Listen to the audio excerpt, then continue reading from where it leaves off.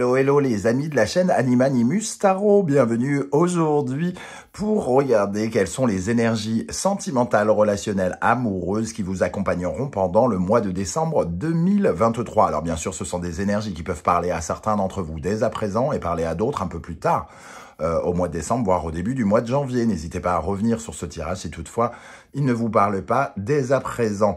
Je vous conseille comme d'habitude de regarder la vidéo de votre signe ascendant et de votre signe lunaire et vénusien si vous les connaissez afin d'avoir de plus amples détails et pourquoi pas recevoir un autre message qui peut-être vous parlera davantage. Dans la barre d'infos, vous retrouverez comme d'habitude mon adresse email si vous désirez des renseignements pour les tirages personnalisés. Vous trouverez également différents liens qui vous mèneront vers les guidances que j'ai effectuées pour votre signe récemment, comme par exemple quels sont les messages que vos guides cherchent à vous transmettre en décembre, quelle est la bonne surprise qui vous attend en décembre et une guidance générale avec un petit peu toutes les thématiques en même temps.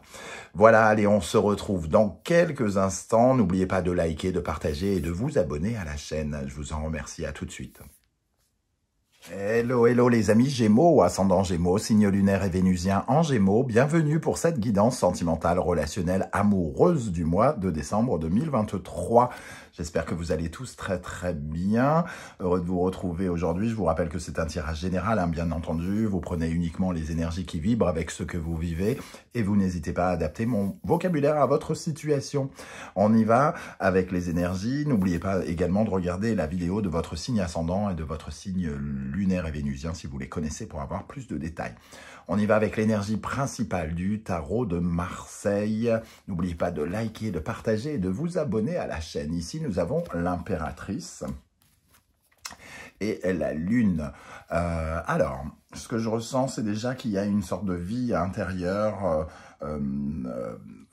importante, c'est-à-dire que peut-être l'impératrice peut nous parler de certaines formes de démarche, d'intelligence, et la lune ici, elle est plutôt dans son intériorité, donc on réfléchit peut-être particulièrement, on essaye de faire maturer des projets en son sein, et finalement peut-être que cette démarche très intérieure fait qu'on ne se tourne pas suffisamment vers les autres. On néglige un peu peut-être les bons moments que pourrait passer l'impératrice ici, parce que l'impératrice, c'est celle qui jouit de la vie, c'est celle qui profite de la vie, c'est celle qui assure son comment dire, son bien-être. Ça nous parle de bien-être et ça nous parle de communication, d'aller vers les autres. Et ici, la lune est peut-être un peu trop tournée vers son intériorité, vers son chez-soi, un petit peu comme si on ne discutait qu'avec les personnes qui sont dans notre foyer. Donc on néglige peut-être un peu cette partie-là et on vous invite à davantage vous ouvrir. Hein. D'ailleurs, 18 plus 3, ça fait 21, c'est le monde, ouverture d'esprit, ouverture aux autres. N'oubliez pas de sortir de chez vous, de profiter un petit peu de certaines choses. C'est bien beau d'avoir peut-être des projets, d'étudier avec cette impératrice, de faire des démarches pour trouver du travail et tout ça. Mais il vous faut aussi ces petits moments relationnels avec vos amis, avec... voilà, il ne faut pas négliger sa sphère extérieure, entre guillemets. Hein. La lune, ça vous remet un petit peu à l'intérieur, une certaine forme de réflexion, comme si vous vous parliez à vous-même plus que aux autres personnes. Derrière, nous avons tempérance. Oui, il y a aussi peut-être... intérieurement, émotionnellement, vous êtes rempli d'émotions par rapport à des démarches, ce qui fait que vous avez peut-être plus de difficultés à exprimer ou à vous exprimer à l'extérieur. Bon, c'est plutôt enrichissant dans les foyers parce que ici, il peut y avoir de la communication familiale, il peut y avoir... effectivement parler à son conjoint ou sa conjointe et essayer d'établir des projets familiaux pour certains d'entre vous, mais pour les célibataires, on va dire qu'il va falloir sortir un peu de chez soi, par exemple, et de profiter un peu de la vie. Voilà, on va regarder avec l'oracle du soleil levant quelle est l'énergie qui ressort Pour vous les Gémeaux, nous avons le cerisier, ce qui va très bien avec ce que je viens de dire. Le cerisier représente ce moment de béatitude où l'on observe les cerisiers, c'est-à-dire on est au cœur de la nature et on profite uniquement de l'instant présent. Ce petit garçon ici observe cette arche de sakura, les cerisiers japonais hein, qui poussent entre mars et avril. Alors il faut savoir que c'est un spectacle très attendu par les Japonais, le spectacle de Hanami, c'est-à-dire tout le monde sort à l'extérieur pour aller observer le côté éphémère des cerisiers, parce qu'en 15 jours, il n'y a plus rien. Hein. Donc voilà.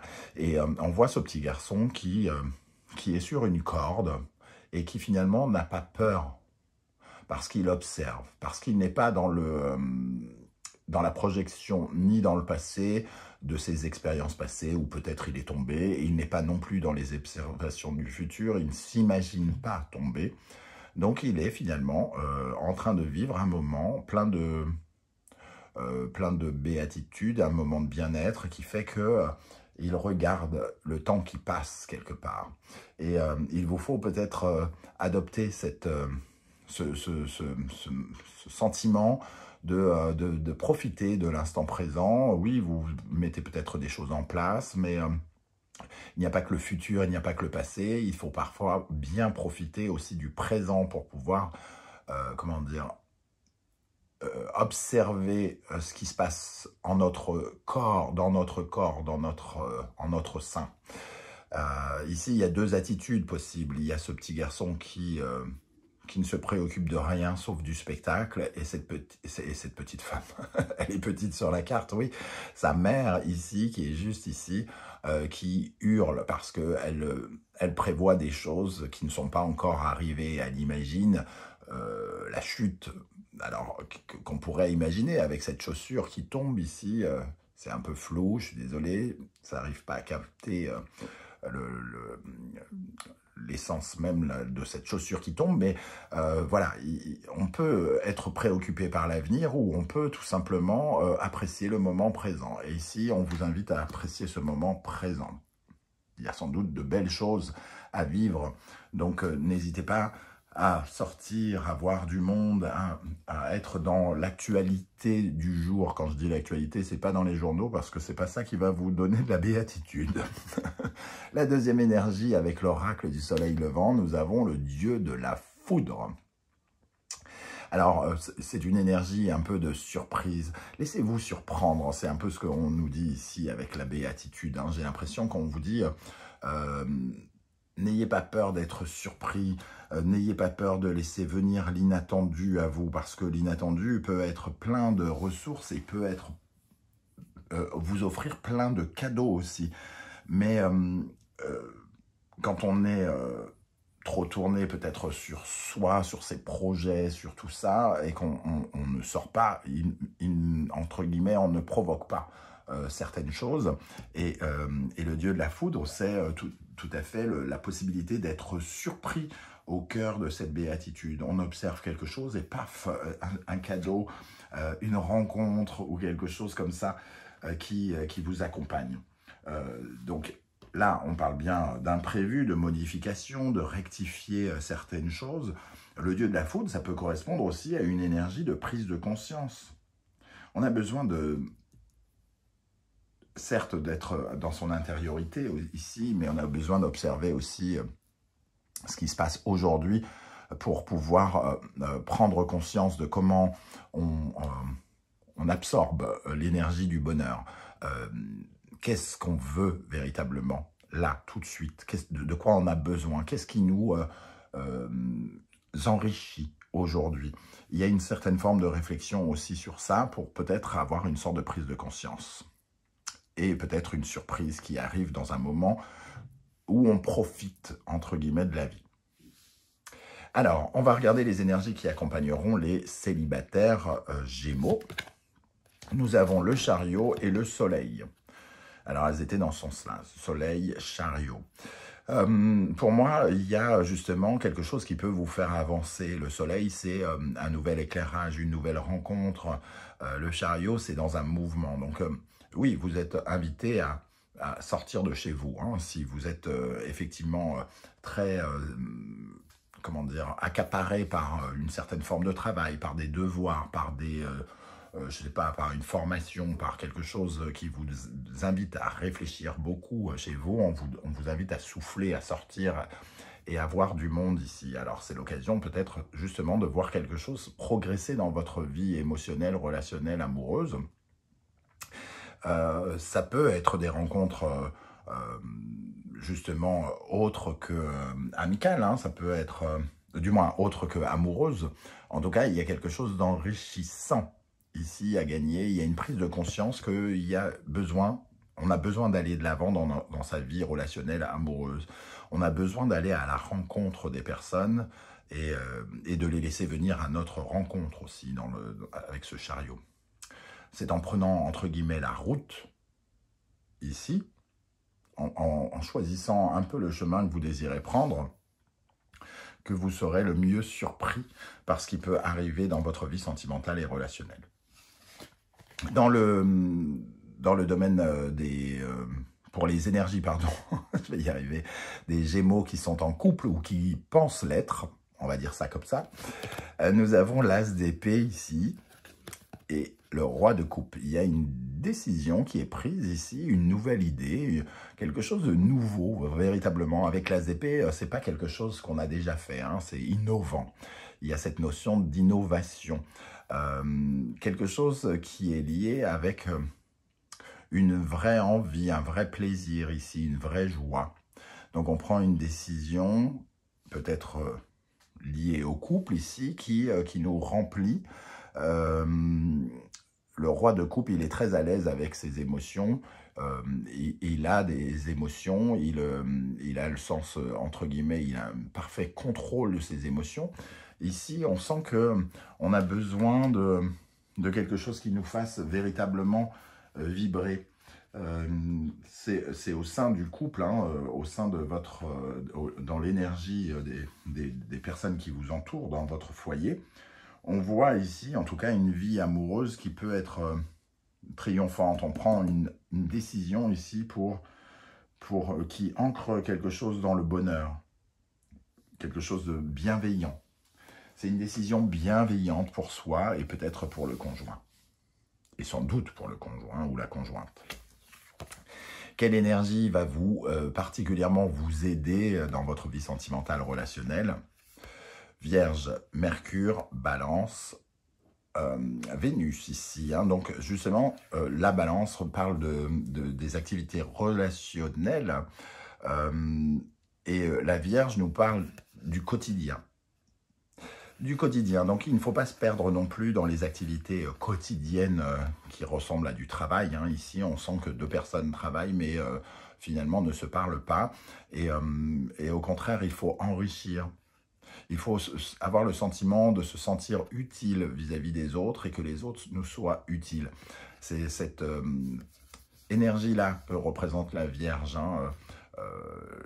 Être utile aux autres et que les autres nous sont utiles. Donc, il est important de communier quelque part avec les autres, de vous retrouver avec les autres déjà. Parce que finalement, c'est le moment où vous vous enrichissez de ces relations avec l'autre. Profitez de ces moments ici, dans le quotidien, de vos relations avec l'autre. Instaurez peut-être entre guillemets, des rituels. Ne rentrez pas dans certaines habitudes, parce qu'il y a une sensation un peu de routine avec la Vierge. Ici, on nous parle de routine relationnelle ou amoureuse. Et au contraire, on vous dit, là, il y a quelque chose, on a envie de faire quelque chose qui est différent. Et ici, justement, aussi, il y a cette énergie que on peut cheminer, on peut avancer. On peut rencontrer de nouvelles personnes. Qu'est-ce qui, au contraire, mériterait d'être retravaillé pour que vous soyez plus heureux dans votre vie relationnelle amoureuse? Nous avons Taureau, Vénus, Poisson et Neptune. ne pas entretenir que des rêves, hein. C'est-à-dire que ici, on est quand même dans l'illusion, le rêve, alors que le taureau et Vénus, le taureau est un signe extrêmement ancré dans le concret. Et cette lune ici peut évoquer une certaine forme de communication un peu abstraite, peut-être être dans le rêve des relations que l'on aimerait obtenir ou que l'on aimerait avoir. Au lieu de rêver, on vous invite ici à être beaucoup plus dans le concret, prendre des décisions, sortir, bouger, avancer, mais ne pas être dans le rêve. Les relations rêvées ne sont pas des relations qui existent, du moins, elles peuvent exister, mais on ne vit pas avec des rêves, on vit avec du concret. C'est ce que nous dit cette énergie sur laquelle vous pourriez être amené à travailler. Allez voir véritablement des gens, côtoyer véritablement des gens, buvez des verres, passez des beaux moments, des restos, des je sais pas quoi avec le taureau. En tout cas, profitez de la vie, entre guillemets, avec des gens plutôt que d'aller dans votre imaginaire. Allez, on termine avec une énergie des runes pour les Gémeaux, ascendant Gémeaux, signe lunaire et vénusien en Gémeaux qui regarderont cette vidéo. Pour le domaine sentimental, relationnel, amoureux en décembre, nous avons l'énergie. Oups, elle est tombée. On la prend. Pétro. Alors oui, il y a ce cheminement intérieur ici. Hein.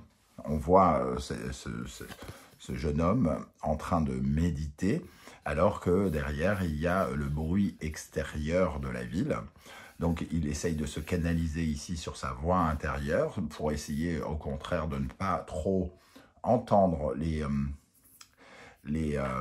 agressions, les critiques, les jugements, ce qui peut faire du bruit dehors et qui peut finalement le déstabiliser émotionnellement. Alors, peut-être qu'il y a cette peur justement de ce bruit qui peut amener effectivement des perturbations, mais ici, c'est surtout si vous êtes en accord avec vous-même, totalement aligné, dans une certaine forme de calme ici, vous pouvez aussi le communiquer à l'extérieur et pouvoir recevoir des ondes positives de l'extérieur. Il y a une connexion à l'intérieur, il y a une voix à l'intérieur qui vous parle et qui vous invite à faire des choses. Et pour moi, c'est quelque chose qui vous pousse à agrandir votre réseau, à aller vers quelque chose qui vous enrichit. Et les autres font partie de cet enrichissement. On peut être tout à fait conscient de sa personne et il est préférable de l'être quand on est au contact des autres, en tout cas. Voilà les amis Gémeaux, comment je ressens ce tirage. J'espère que vous serez nombreux à venir commenter juste en dessous de cette vidéo pour me dire comment vous avez ressenti ces énergies, comment vous ont parlé mes cartes de l'oracle du soleil levant et comment vous les avez trouvées par-dessus marché. Hein, voilà, vous avez le droit de vous exprimer, j'aurai plaisir à vous lire. Si vous ne souhaitez pas étaler votre vie sur YouTube, ce que je peux comprendre, vous laissez juste un émoticône, un coucou, salut, un cœur, que sais-je encore, ce que vous voulez, histoire de me dire que vous existez, que vous êtes dans la matière avec moi et qu'on partage un petit moment ensemble. J'aurai plaisir à vous saluer. N'oubliez pas de liker, de partager, de vous abonner et de commenter. C'est super important pour valoriser, entre guillemets, le travail que j'essaye de faire sur cette chaîne, pour valoriser mon investissement sur ce travail sur cette chaîne. Je donne énormément de mon temps, hein, vous devez vous en rendre compte. Et le seul moyen pour moi de valoriser ce travail, c'est d'avoir effectivement des vues, d'avoir vos retours et de faire grandir la chaîne. On se retrouve très vite pour une guidance 100% professionnelle, vie quotidienne. En attendant, prenez bien soin de vous les amis Gémeaux. Merci d'être là et à très très bientôt. Ciao, ciao.